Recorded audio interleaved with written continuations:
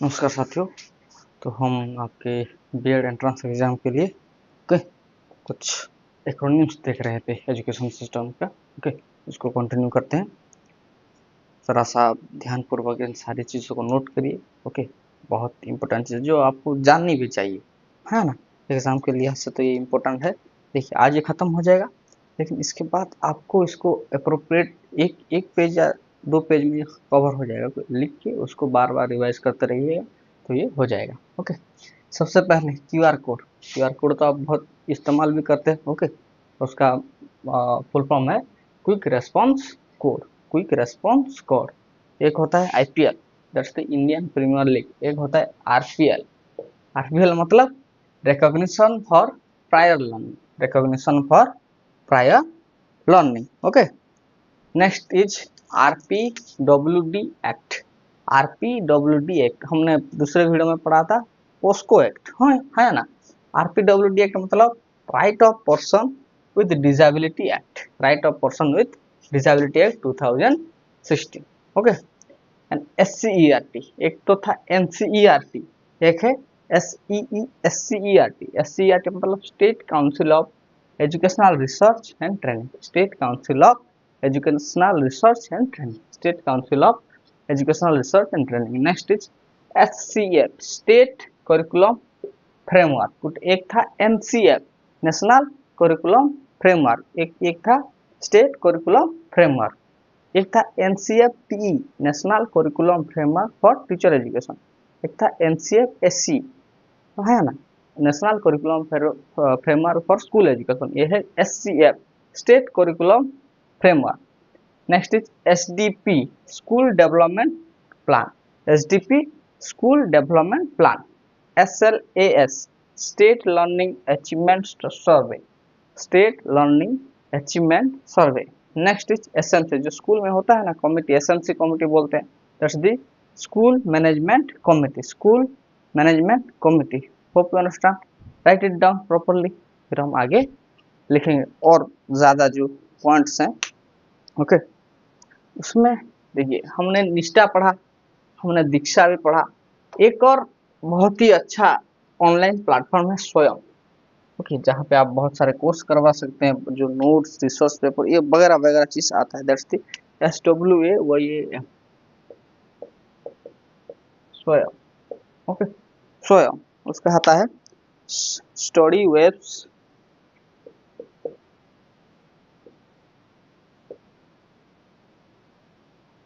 Of active learning, of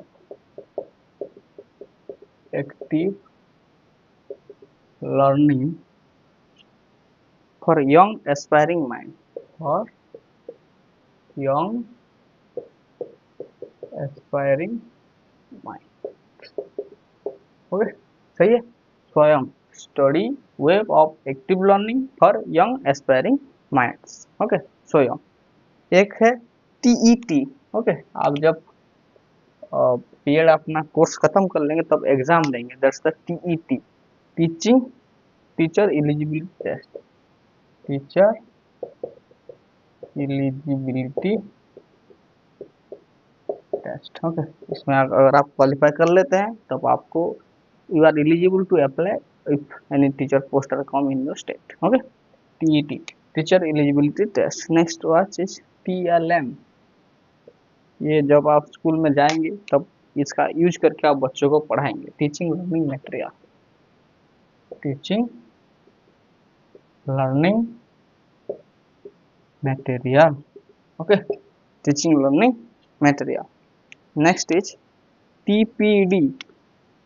TPD मतलब teachers professional development. Teachers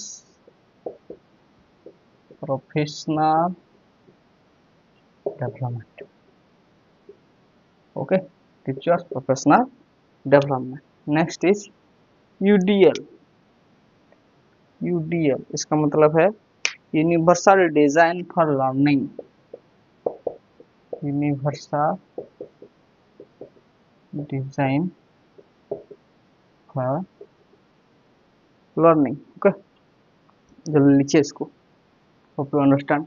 स्वयं, study of web of active learning for young aspiring mind, TET, teacher eligibility test, TLM, teaching learning materials, TDP, teachers professional development, okay, UDL, universal design for learning, okay। एक और है UNESCO, लिख लेते हैं UNESCO, सुना तो होगा आपने नाम यूनेस्को। इसका फुल फॉर्म है united nation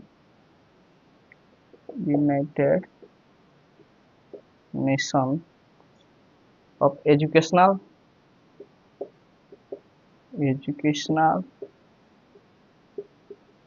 scientific and cultural organisation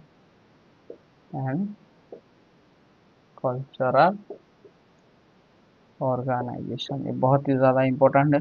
अच्छा, यूनेस्को पता तो होता है लेकिन फुल फॉर्म हम कंफ्यूज हो जाते हैं, okay. United nation of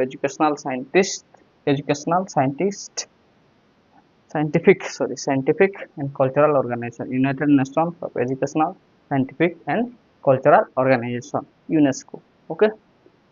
Hope you understand this, write it।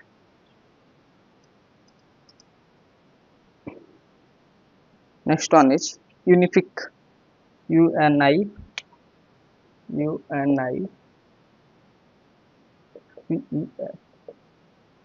इसका फुल फॉर्म है united nations of children fund, united nations children's fund, बच्चों के लिए, okay,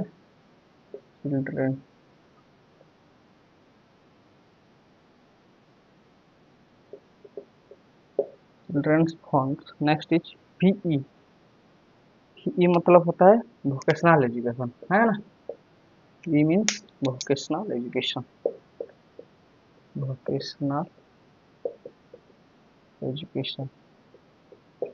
next one is VR, VR मतलब है वर्चुअल रियलिटी,